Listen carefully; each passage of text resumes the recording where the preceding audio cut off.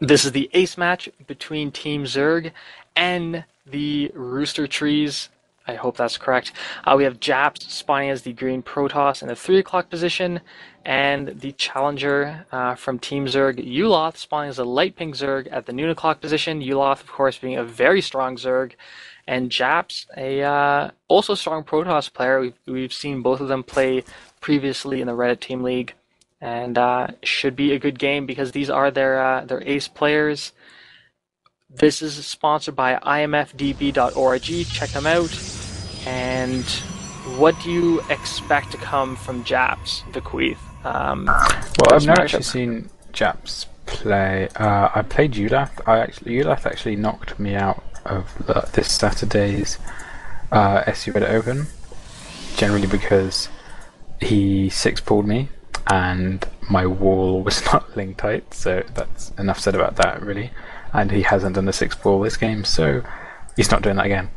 Anyway, looks like Jap's going to do a baneling-proof wall with the gateway and the cybernetics core. And what would we see from him? It's very hard to tell. It's very easy to expand on Lost Temple, I'd say, but he's not done the forward pylon, so I don't think we'll be seeing that. We could just be seeing a general push, but fast expand coming down from Yulath, and Japz is going to scout it straight away.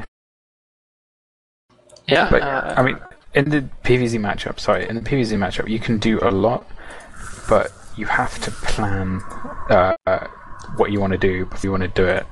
Like, you can do the forge block off on the ramp.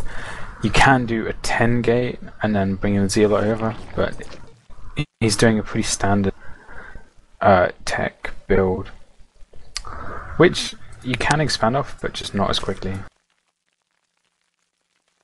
Saying that, there's a very good build that you can find a complete guide to if you're a new player on Team Liquid. The poster is called Anti-Mage. He's a very good Protoss player. He's pretty high in the American top 200. It's generally it's a Void Ray expand build, and you just get one Void Ray, and with it you used to take map control, you kill overlords on the map, you force him to his base, and you're stopping any sort of roach or ling push, and it lets you get an expansion up very quickly. I mean, he gets Hydralist, sure.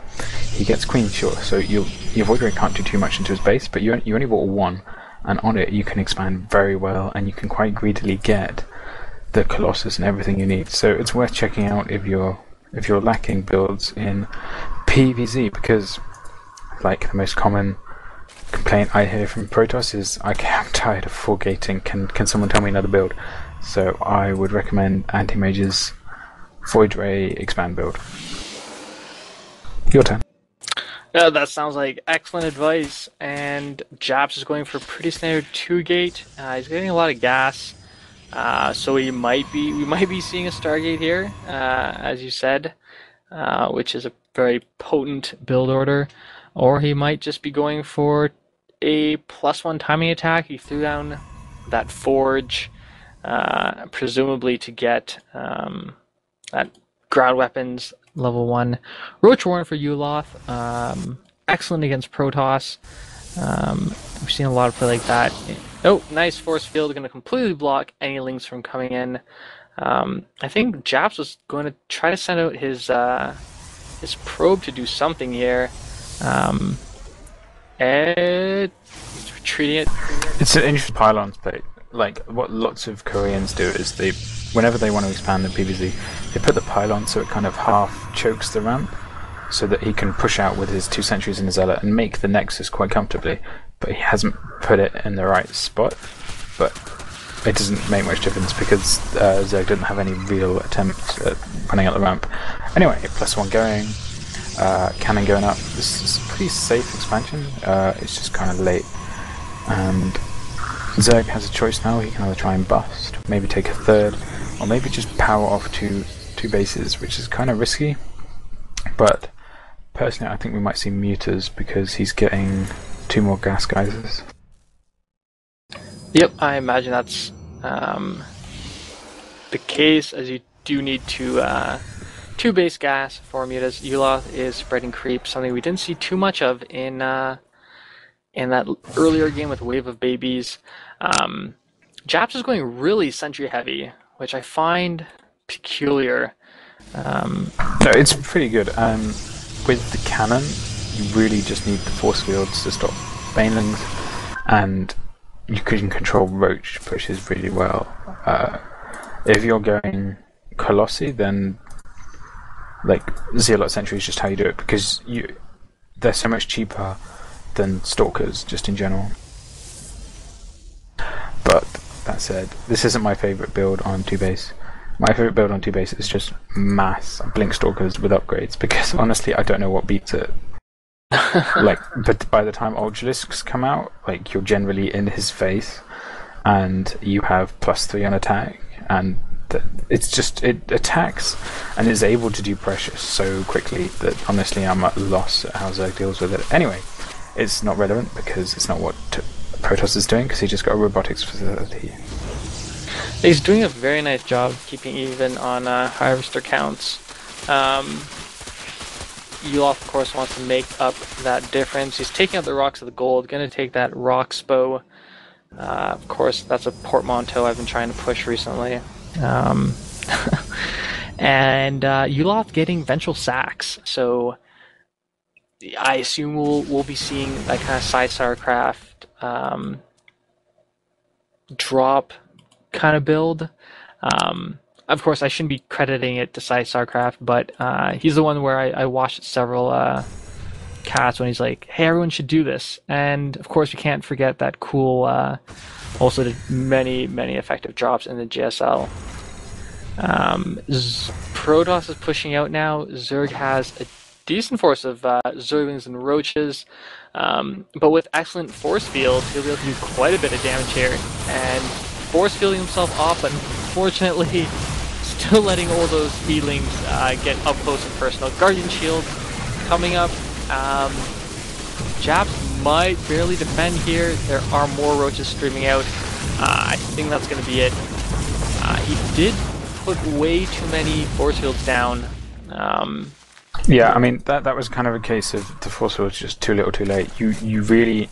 The speedlings are so much faster than the roaches that you just want to cut them off, and if you do that, you're in such good shape. I mean, it's worth, if you're a Protoss player, it's worth just practicing, like, having a good eye on where your army is, being aware as to what his army's doing, and taking the opportunity to split it in half, because it is quite literally a game winner. It is. I've lost several games. Well, several.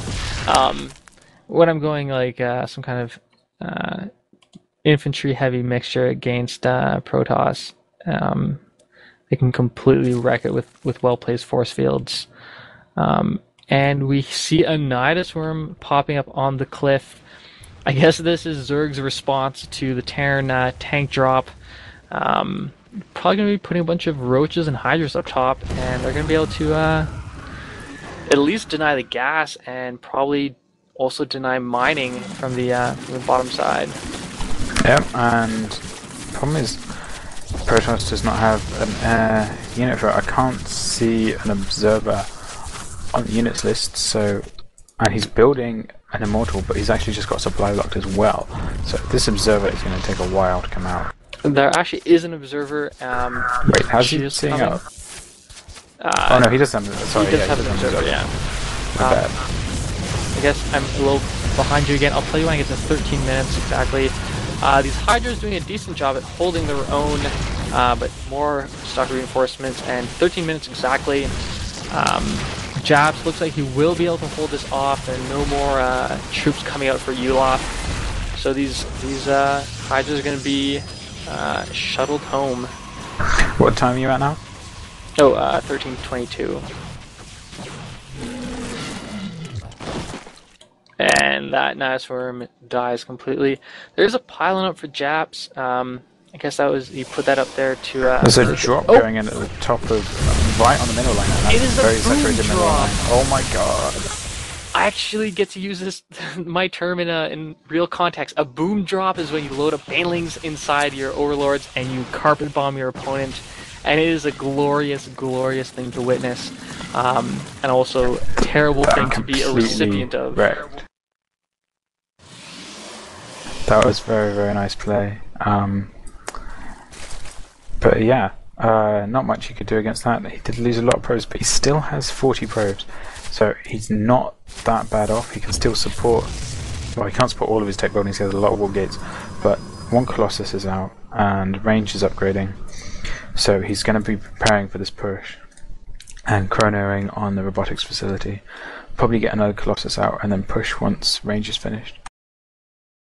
Yep, Yulath is taking the gold now. Got a pretty impressive force of Roach Hydra, but as soon as that range kicks in, it is not going to be pretty for Zerg.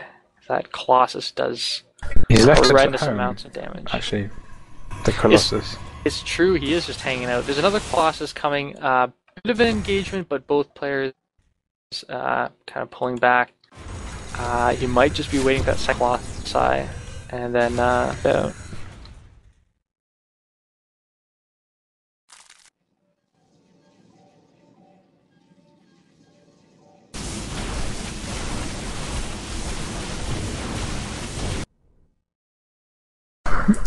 $50-50 on harvesters. That's pretty even. But with Yulath gold, Protoss is going to have to push soon, and the micro on the Colossus and how Zergs deal with them is going to be the decider of this game, I believe. And just for anyone listening, the reason I sound pretty tired is because it's approaching 3 o'clock in the morning here. Alright, huge engagement now. Colossi on the high ground. Oh, that's not going to be good for him. Guardian Shield going up, going to protect Stalkers. And oh, the flaming, burning, charred corpses of all those Zerg forces. Gonna kind of run by, gonna be able to snipe one Colossus rather, but just so many more. Other Colossus. It's interesting that you went to snipe that Colossi, but not the one that was on the ramp. And you'd think that would be a straight target for the Hydralisk. So a bit of a miss micro there, and it could cost him the game, because this is a pretty strong push. There are a lot of roaches here. I don't know if he had high ground though, and yep, just running forward here, taking down that Colossus, but there are so many Stalkers and Zealots coming in. I don't know if these roaches will be able to fend it off. The Zealot legs are about to finish, and once that occurs, Zerg is going to be in a lot of trouble. Yeah, the problems he made roaches right after the thing, after his army died, and all Protoss had left was Immortals and Stalkers, which is pretty much, if there was a hard counter to roaches, that would be it. Yeah, he's in a lot of trouble now, and I can't see Zerg getting back into this side. Nope, attacking the natural, but take that down. There are additional troops at the gold. Yulath is pulling drones on a last-ditch effort to stay in this, but he's just simply not producing enough. He will get some more Zerglings out, but they won't be able to do much at all. And good game.